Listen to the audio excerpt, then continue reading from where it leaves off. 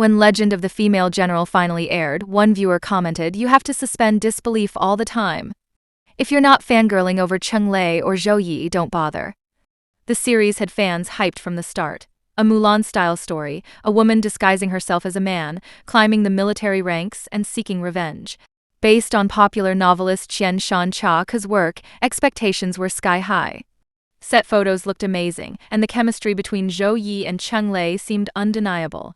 The drama got its broadcast license in January 2025, but it took 8 months to air, partly because supporting actor Li Mingde, serving 6 months for vandalism, had to be edited out using AI.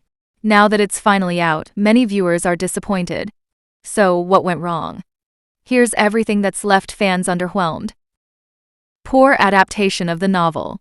Fans of the novel have been merciless, saying the drama flattens characters, rushes key emotional moments, and makes illogical changes that ruin the story's impact. One viewer vented, "Every episode won a curse out the scriptwriter. So many unnecessary and illogical changes when the original fleshed out everything so well." Another added, "They ruined the novel. The lazy copy and paste storytelling butchered it completely." Episode 22, where the male lead discovers the heroine's true identity, was especially controversial. In the book, it's a heartbreaking climax. On screen, fans say it feels rushed and hollow. One lamented, "Episode 22 ruined me. The identity reveal that always made me cry in the novel was butchered in the drama. I knew it'd be bad, but not this bad." Others criticized the adaptation for sidelining the heroine, asking, "Does it hurt to make a drama centered on the woman, with the male lead only being supportive? It's nothing like its sisters The Double and The Glory."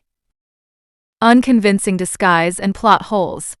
A major plot device, Qian disguising herself as her brother, is handled clumsily.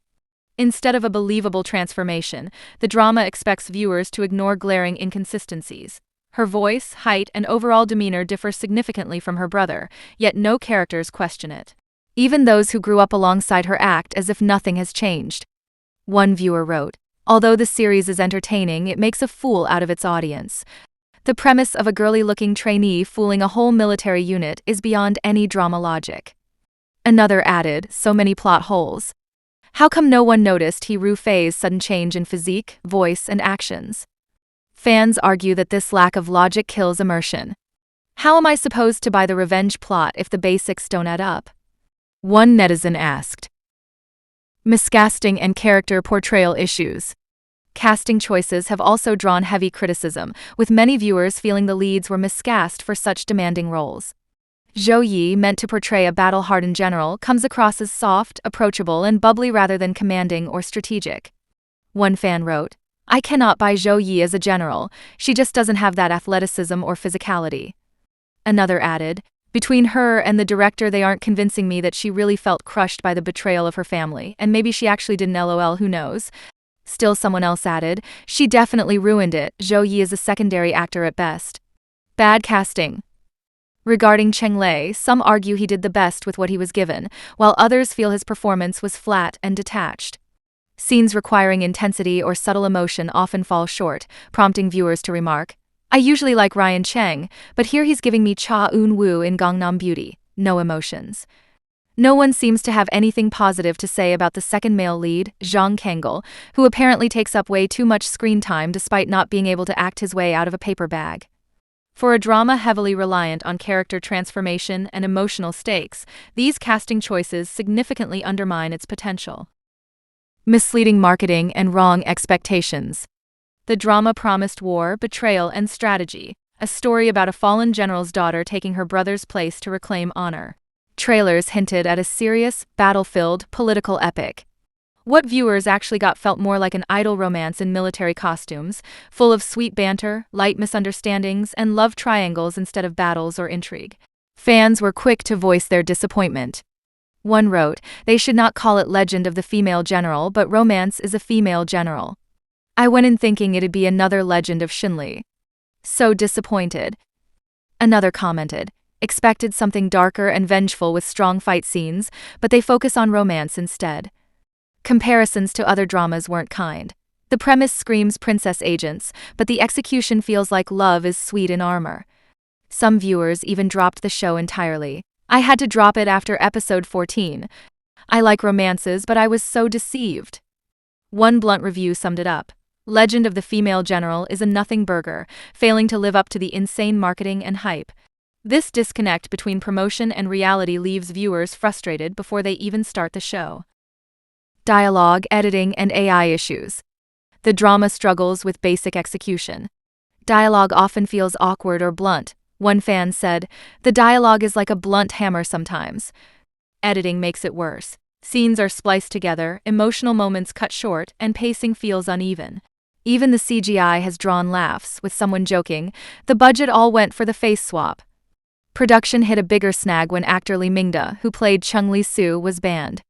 To avoid reshoots, the team used AI to replace him with Li Qing, a process costing 6 million yuan and 72 hours. Fans are split. Some find it distracting. "Since I found out his face is AI, I can't concentrate," while others appreciate the effort but call it uncanny. Even viewers willing to overlook plot or casting issues find it hard to stay engaged. Reception of Legend of the Female General varies widely depending on the platform. On international sites like Viki and My Drama List, the drama enjoys relatively high ratings, but on Chinese domestic sites like Douban, where it received a 5.5 from 19,000 reviewers, the judgment is far harsher.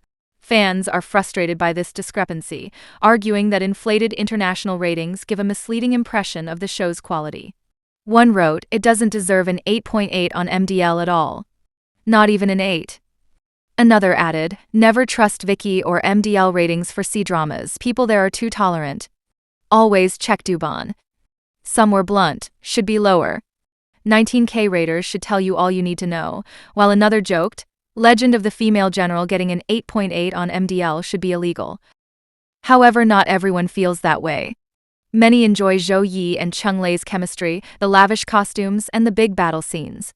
Casual viewers who lowered their expectations and treated the show as a light-hearted rom-com rather than a serious revenge drama found it surprisingly entertaining. One wrote, "I had to lower my expectations, but once I accepted it's more fluffy rom-com than serious drama, I started enjoying it." Another added, "I'm enjoying it a lot, but I came in with zero expectations and it's easily exceeding that low bar." Some viewers who were unfamiliar with the cast or story said they could suspend disbelief. Same.